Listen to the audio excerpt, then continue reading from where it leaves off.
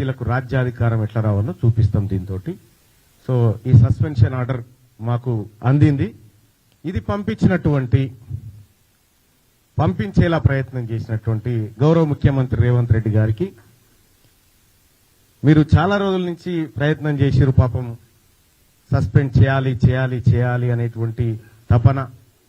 మొన్న కరీంనగర్ మీటింగ్ పోతుంటే కూడా కారు ఎక్కినాక కూడా మళ్ళీ మహేష్ కుమార్ గౌడ్ గారిని రిక్వెస్ట్ చేసి ఈ 1-2 days లో చేయాలన్నా ఎట్లన్నా చేసి అని చెప్పి మీరు తాపత్రయపడుతున్నటువంటి విషయంలో నేను అర్థం చేసుకోగలుగుతా మీ బాధ.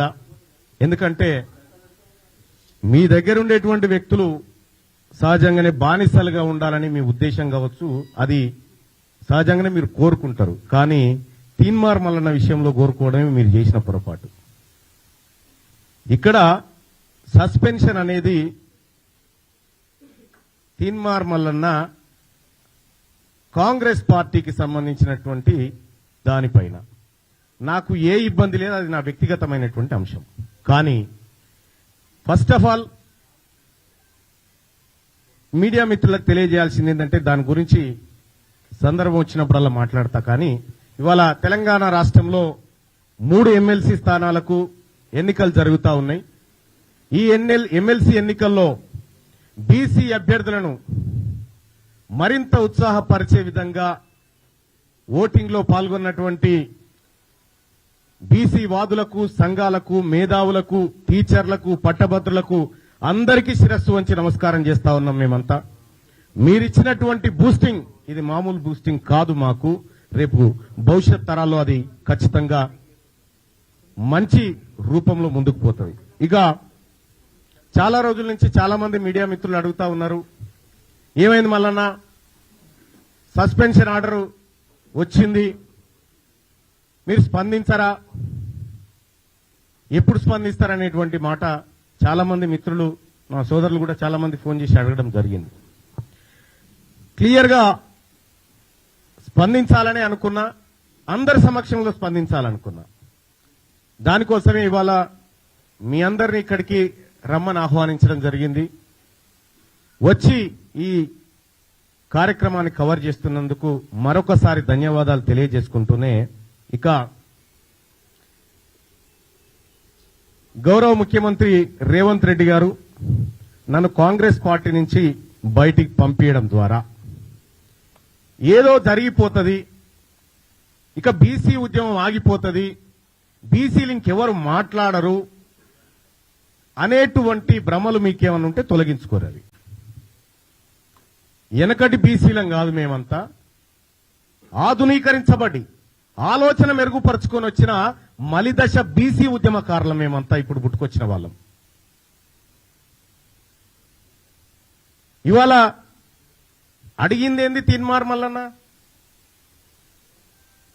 తీన్మార్ మల్లన్న అడిగింది కులగణన తప్పు, మీరు ఈ ప్రభుత్వం చేసినటువంటి కులగణన చిత్తు కాగితంతో సమానం, ఇది ఎందుకు పనికిరాదు, ఇది బీసీలను ప్రజలను మోసం చేస్తున్నటువంటి నివేదిక అని చెప్పి తగలబెట్టడం జరిగింది.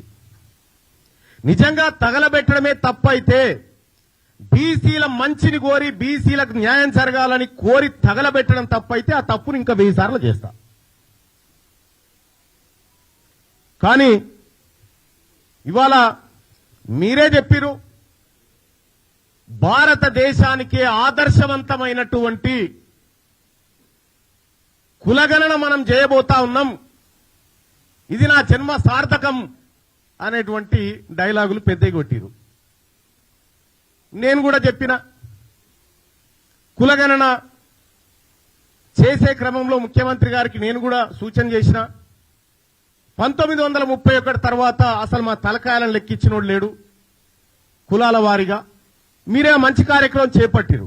మీరు చేపట్టే కార్యక్రమం దేశానికి ఆదర్శంగా ఉండాలి, రాహుల్ గాంధీ గారు తల ఎత్తుకొని మాట్లాడే విధంగా ఉండాలి, దీని ఒక పండుగ వాతావరణంలో చేయాలనేటువంటి మాట చెప్పడం జరిగింది.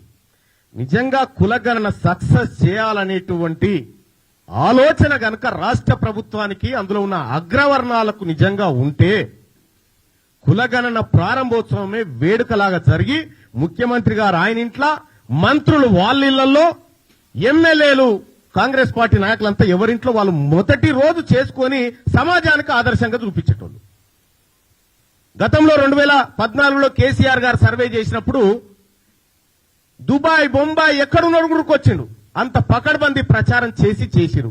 కానీ ఇవాళ తూతూ మంత్రంగా సమగ్ర కుటుంబ సర్వే అయిపోయే టైంకి పీరియడ్ ఎండ్ ఏది మొన్న చేసిన సర్వే అయిపోయే టైంకి ముఖ్యమంత్రి గారు పిలుచుకొని ఏదో తూతూ మంత్రంగా ఇచ్చినట్టు చేసిండు. ముఖ్యమంత్రి గారికే గంత నిర్లక్ష్యం ఉన్న తర్వాత మంత్రులకు నిర్లక్ష్యం ఉండదా? కింద క్యాడర్కు నిర్లక్ష్యం ఉండదా? పోనీ చేసిండ్రేదో మీరే చెప్తిరి. ఆదర్శవంతమైన సర్వే ఎప్పుడైతే 100% చేసి 100% లెక్కల్లో పక్కాగా ఎవరి వాటా ఏందో తేల్చి సర్వే బయటికి వస్తే అది ఆదర్శవంతమైంది అంటారు. మీరు చేసినటువంటి సర్వే ఆదర్శవంతమైన సర్వే కాదు.